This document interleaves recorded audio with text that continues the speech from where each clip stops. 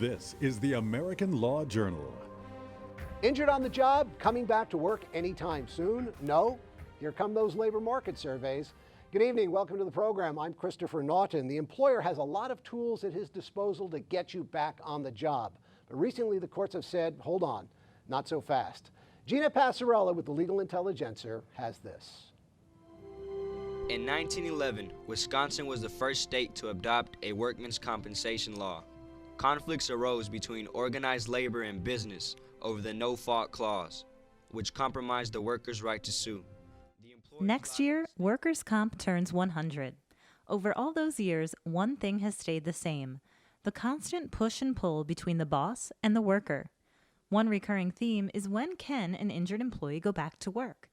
And when does an employer have the right to cut comp benefits? The Pennsylvania Supreme Court has just addressed this, again. This time, it's labor market surveys. If an employer or its insurance carrier believes an injured worker can do some kind of work now, they can demonstrate the value of that by showing other jobs available to the worker in his area.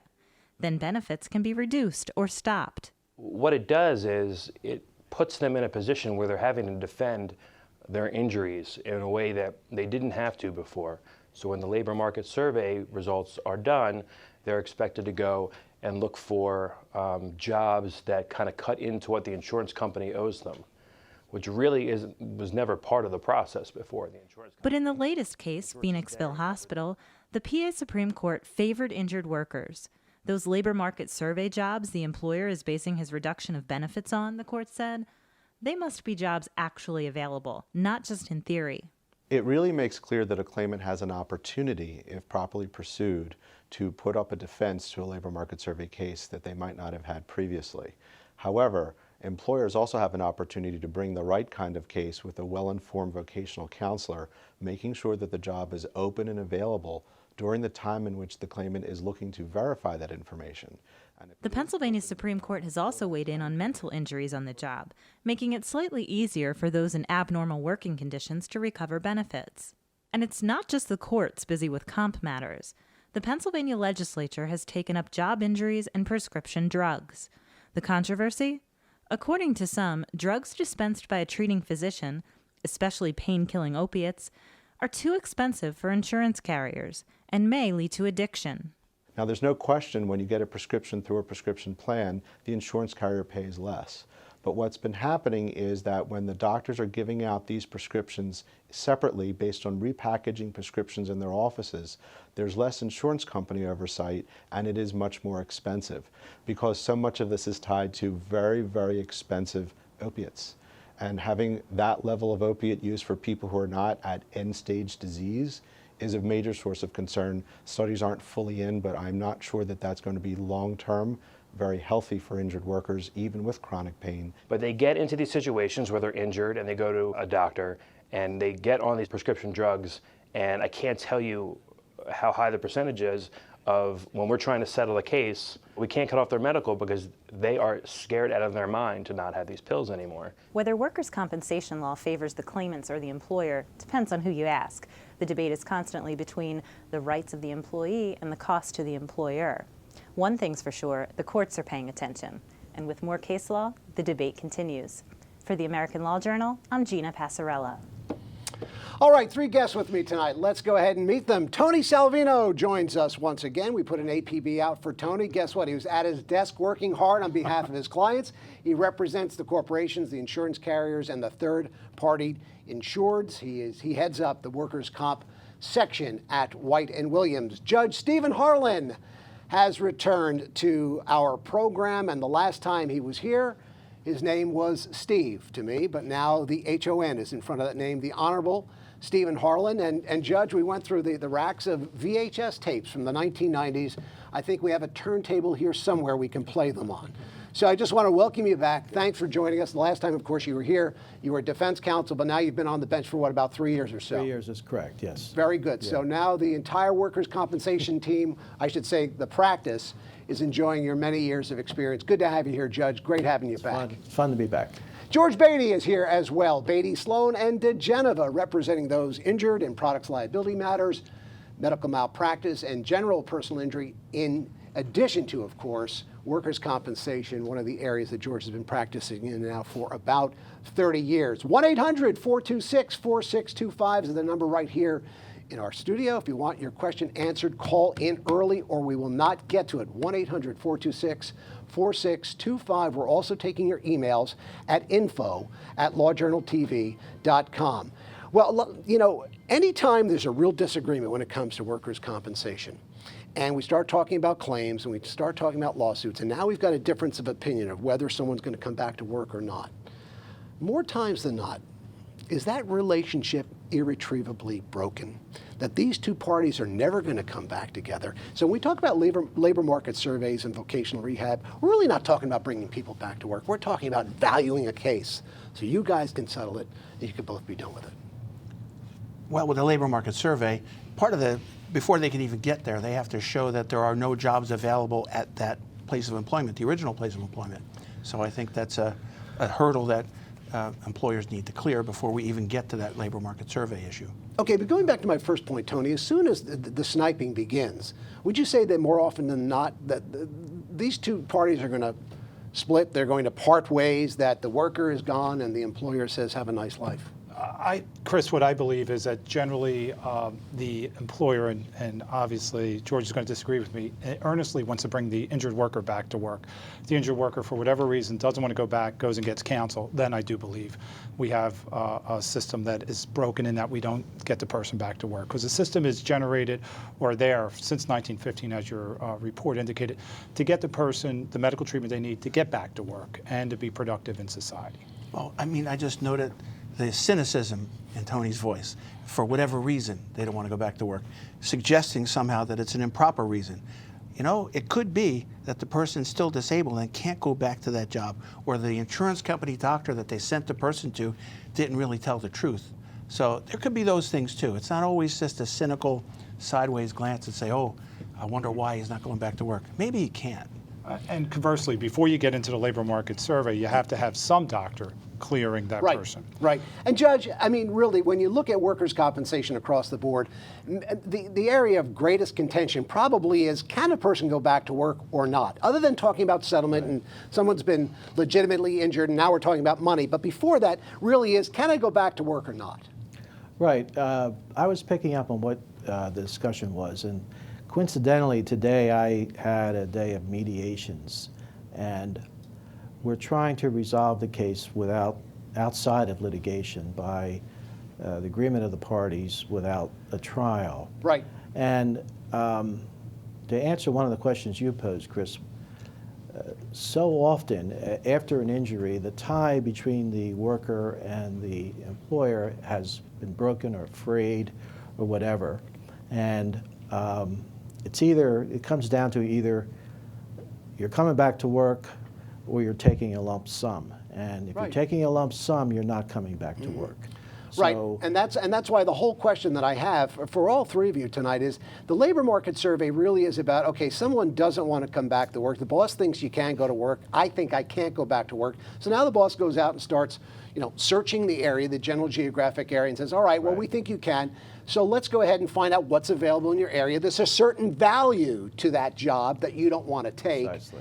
And so now we're going to reduce your comp benefits. So you're not really off workers' comp entirely, but we are going to go ahead and reduce them, and maybe we're going to terminate them. And that's why I get back to what I said originally to you, George. These labor market surveys may be just about as much as evaluating a case, putting a money value on a case, as opposed to doing, the beneficial thing for the worker, getting him back on the job. It certainly does play into the negotiations. As Judge Harlan said when he's doing a mediation, if there's a labor market survey on the table, it's going to be part of the mix when you're deciding how much a case is worth. But it also drives up the cost of the litigation as well, because we have to hire a vocational person in many cases as well to rebut that.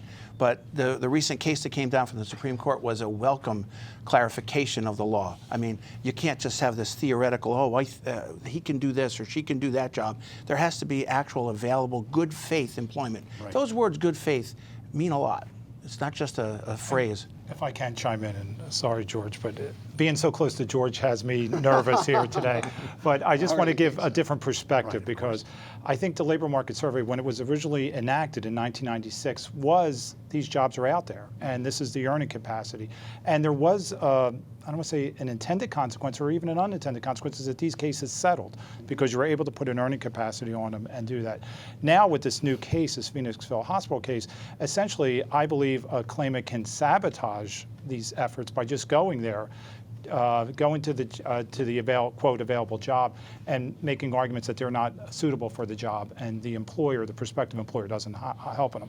So I don't know if it's really given us an earning capacity or really just defeating the litigation process. All right, but again, the Pennsylvania Supreme Court has come down on the issue, correct. and they've clarified it, and I'd say you'd have to, at least for the time being, say score one for the claimants side of things, right? Agreed. For now. Okay, so labor market surveys, again, can't be theoretical. They have to actually exist.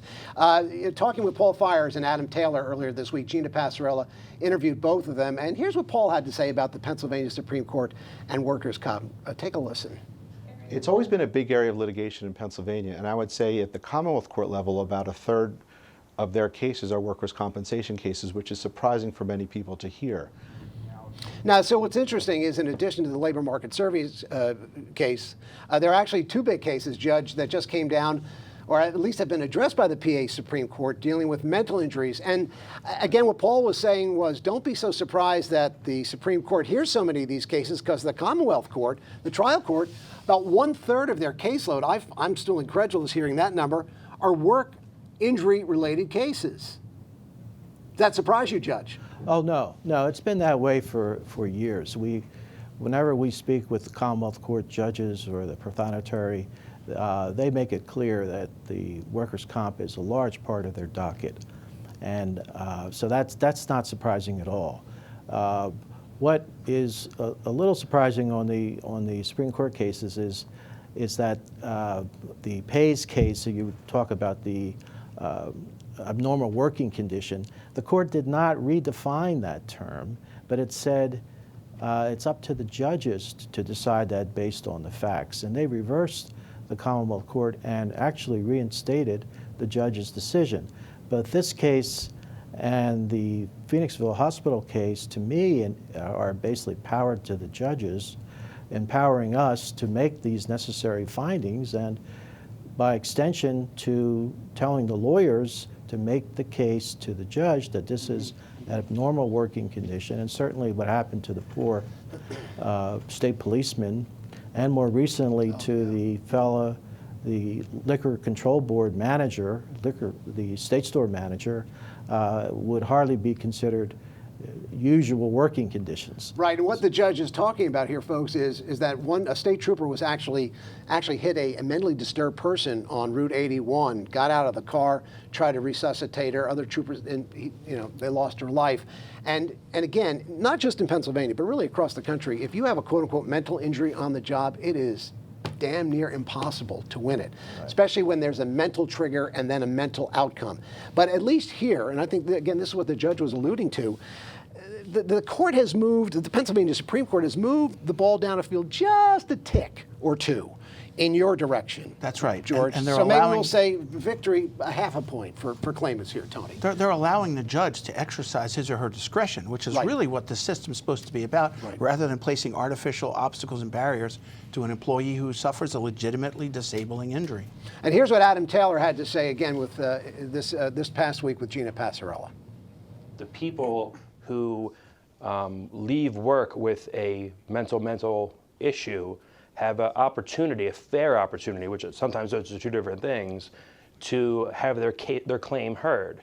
And a lot of times lawyers have to turn them away because it's a lot of money to spend and a lot of time to spend on a case that had no chance. So again, Adam, just kind of summing up there that, again, these what they call mental cases. Try to wrap your head around that one, guys. Even the lawyers have a tough time wrapping our heads around mental cases, but a little bit easier, again, for the claimant. Now let's go to something else that's very controversial in the state. Is it about the good hearts of the system, or is it about money? Prescription drugs. Now this is not a court issue. This is actually in front of the legislature in Pennsylvania. It has passed in the House.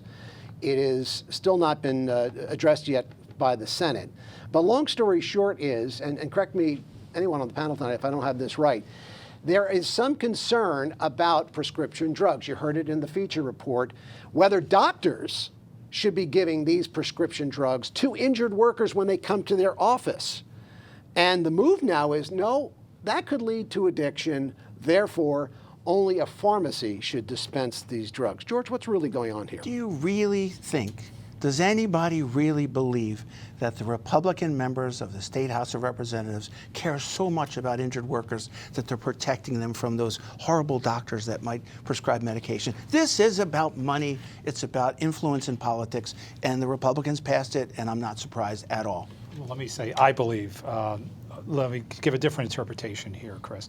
I do believe that the intention is good, and the intention is, you're absolutely right, Chris, and I think I'd like to hear the judge's view on this, but a lot of the cases that we try to settle in the system, we can't settle because of addiction issues, or that these prescription drugs are astronomical. It's not unusual to have a case where $1,000 a month is being paid just on prescription drugs, and it makes the case really difficult to settle. I think that I think society is not being benefited by having these injured workers on these narcotic medications.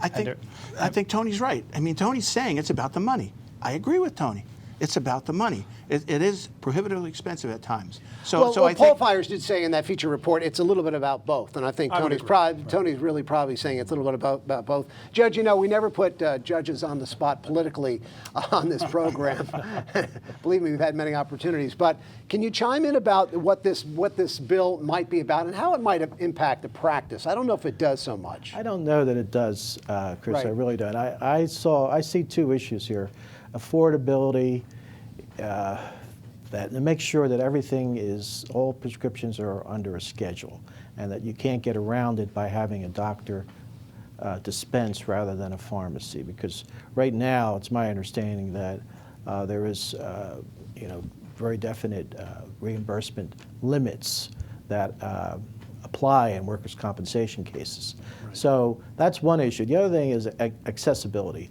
I really think that claimants need to have treatment. They need to get better. They need their care. They need medications in some instances. Certainly there has to be controls, but we have controls in the statute with utilization review, and certainly if it's out of control, it can affect everybody and everything. True, although it sounds like the legislature is saying we don't really trust the docs to dispense these drugs, these opiates. That's what it sounds like to me, and I'm not privy to what's going on there, but that's, right. As an outsider looking at it, that's what it seems to me. And we actually have an email here from a DO, a doctor of osteopathy. I am a board-certified anesthesiologist practicing for medicine for 30 years. The state is concerned that physicians over-dispense narcotic medications to workman's comp patients, leading to addiction. They want to end the practice, including the dispensing of non-narcotic medications. Didn't know that. For some reason, there is the belief that a written prescription taken to a pharmacy leads to less addiction or addicting. I believe this legislation interferes with the doctor-patient relationship. Okay, so there's one doctor who has chimed in. Let me just talk about real-life experiences here, Chris. When I review medical records, I can tell you that you look at the treating physician and he or she is unaware that other physicians are dispensing these narcotic medications. And they're dispensing some other medications that the injured worker might be getting through some other sources, and they're becoming over-medicated. So I think the legislature is trying to put in a procedure that it be monitored. Okay. I don't think the legislation is really intended to do that. If you look at, Tony brought some stats with him, and you've seen how the medical costs have ballooned over the last 10 years, like $400 million more in medical, the same amount of wage benefits essentially statewide. So there has been an increase in medical, and that legislation is about saving the insurance companies money. The insurance companies donate heavily to the Republican Party. They control our legislature. That's why the legislation has passed the House.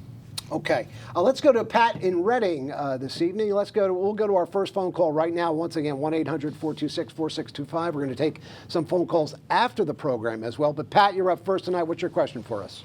Yes, I'd like to know what I can do. I had an injury in 2001. I followed the Workers' Comp Act. Can you hear me? Yeah, we can indeed. Go ahead, proceed. Okay, I got hurt. I had surgery on my knees. I went to an IME doctor. He intentionally hurt me by examination. I had a witness with me. I went back to work, and they intentionally hurt me to get me out of the employment. And now I'm stuck. I have all these new problems, and I'm not getting anywhere because neither of the lawyers would help me. Well, as soon as I hear 2001, I just pretty much feel like that ship has sailed. Well, it depends on when the last thing that happened, and were your benefits suspended? Were they modified? No, the only trouble is they didn't bring in what happened when I went back to work. And they tried to get me to go back to work, but they didn't even take care of when I went back to work in 2002 to 2003. So it was all over by 2003? They never brought the information in before the judge gave his decision, and that's how I lost it. I'm in dire pain, and I don't know what to do. Well, a lot of people are faced with this today, even if there hasn't been a miscarriage of justice, as Pat is basically asserting here. I mean, there are plenty of people who settle in a workers' comp matter and they jettison their medical. They take one big lump settlement, and after the money runs out 3 or 4 years later, guess what? There's no such thing as anything for medical. So that really can happen. Oh, yeah.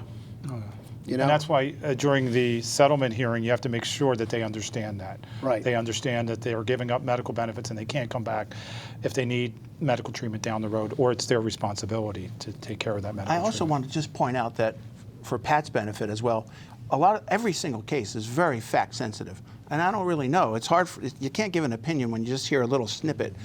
Were her benefits suspended in 2005?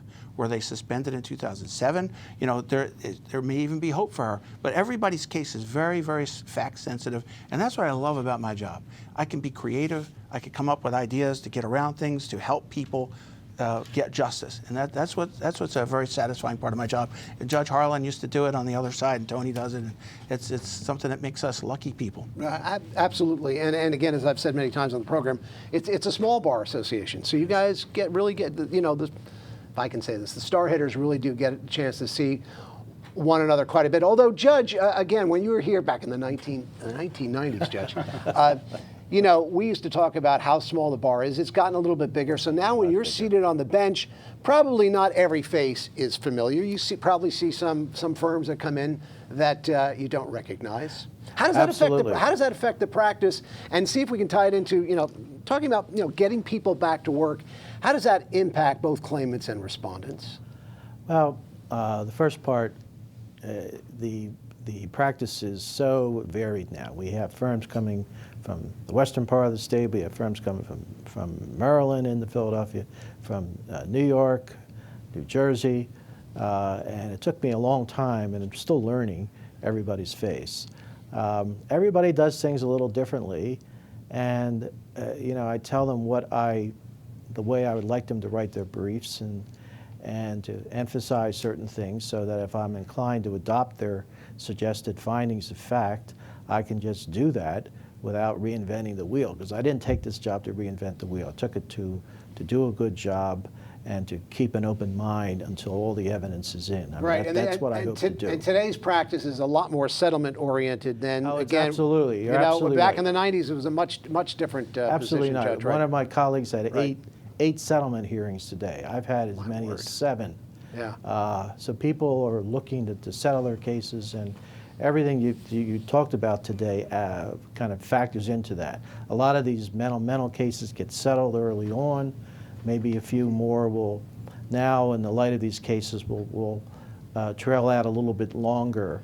Labor market survey cases, there's so much uncertainty there. They're going to probably settle much more quickly. And I think it's what the self-insureds and the carriers want. They want cases to move along. Sure.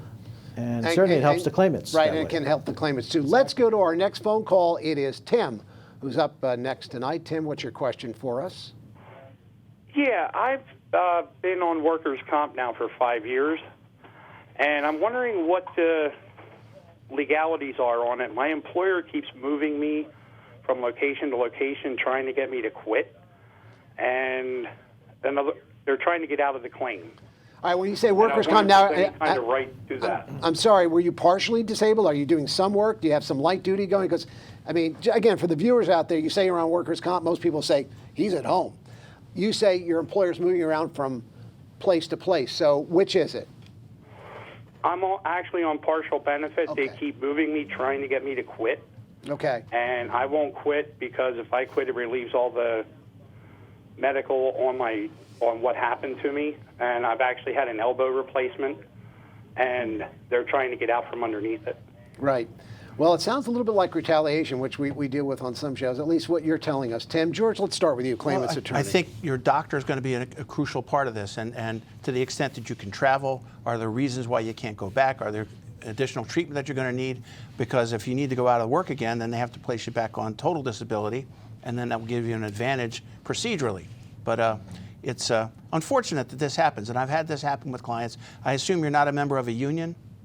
No, I'm not. Okay, because unions are very important in our society, and it's so sad to see them, declining because they protect workers. And I wish we would have a resurgence of the union movement in this country. It's very important.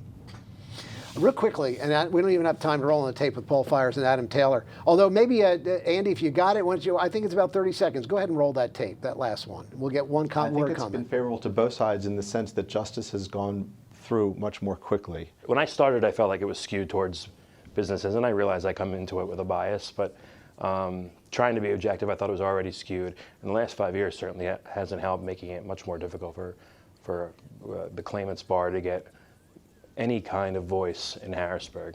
But that may be changing soon. All right, so just in a snippet, really, because we don't have much time. Has the workers' compensation system in the last 5 years in Pennsylvania been a little bit more worker-friendly, or has it been a little bit more business-friendly? Go ahead. I'd say it's a mixed bag. It depends Okay. on what area you're talking about. And, when I got out of school 32 years ago, it was more claimant-oriented than it is now by far. But we've got Governor Corbett, so hopefully he will go into the sunset after November and things can change for the better. Well, Judge, you should be ready. We always tell George, don't mince words, tell us how you really feel. Yeah. Tony Selvino. And like I said, I'm getting nervous being so close to George, but I actually will agree with him. I do think it's a mixed bag, and there are some areas that are more favorable to the employee and some that are more favorable to the employer, and hopefully Corbett's still around next year. I want to thank my three guests tonight. We're still taking your phone calls, 1-800-426-4625 after we go off the air. George Beatty, claimant's attorney with Beatty, Sloan, and DeGeneva in Philadelphia. The Honorable Stephen Harlan joining us again after a 15-year layoff between stints. And Tony Selvino for the defense from White & Williams. For all of us here at the American Law Journal, thanks for joining us this week. Until next Monday night, case closed.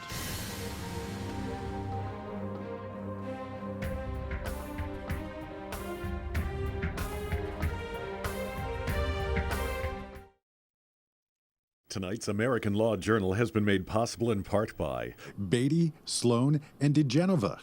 Decades of experience providing personal attention to those injured at work or suffering from serious injury due to medical malpractice, defective products, motor vehicle accidents, and other causes, with offices in Philadelphia and Haddonfield, New Jersey.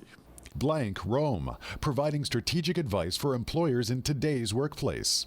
And The Legal Intelligencer, the nation's oldest legal newspaper for lawyers.